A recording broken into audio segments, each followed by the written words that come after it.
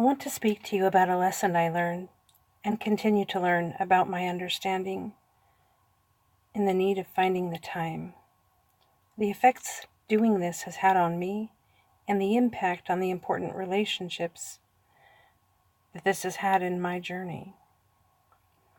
In this lesson, I will be speaking only on a surface level.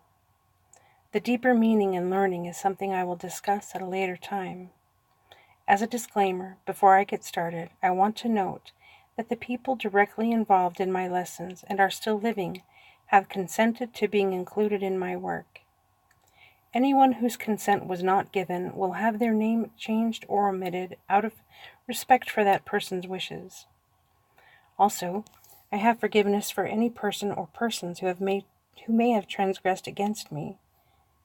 That is primarily forgiveness for myself, and I continually seek out the forgiveness of those who I may have transgressed against. With that said, let's get started.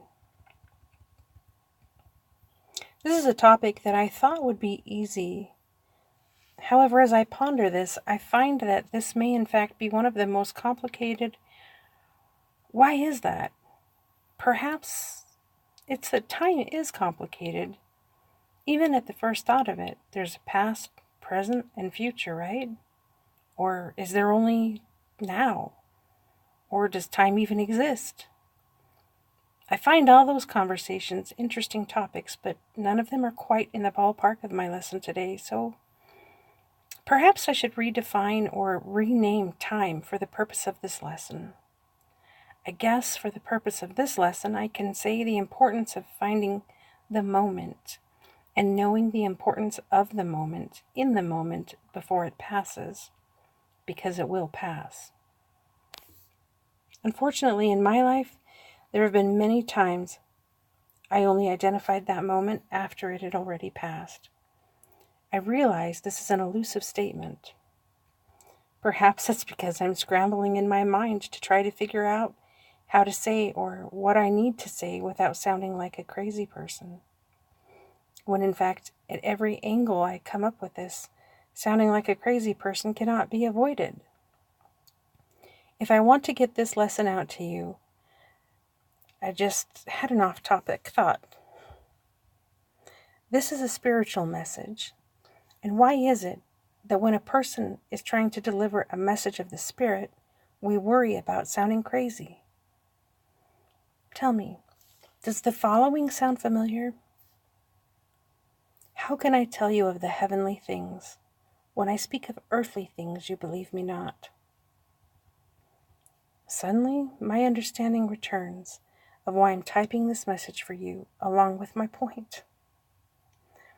I was prompted to do spiritual work a period of time ago, and I believed it not, so I listened barely, and the moment passed.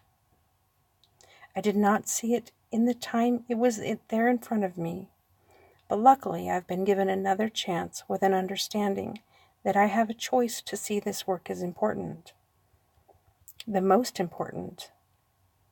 Even though all of this is a certain distraction from the messages and my life's lessons that I need to share with you. I realize the impact of me choosing not to do those things and share them when it's time to share the deeper understandings and the story behind this lesson.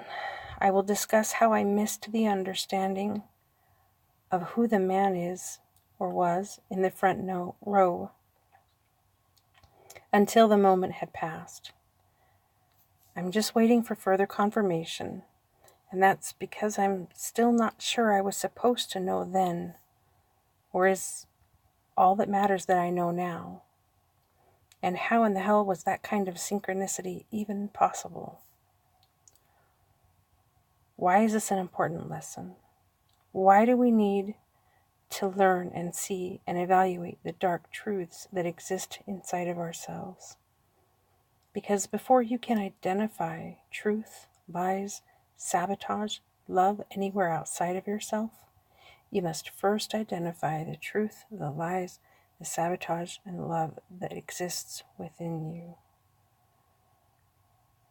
Take care, guys. I love you.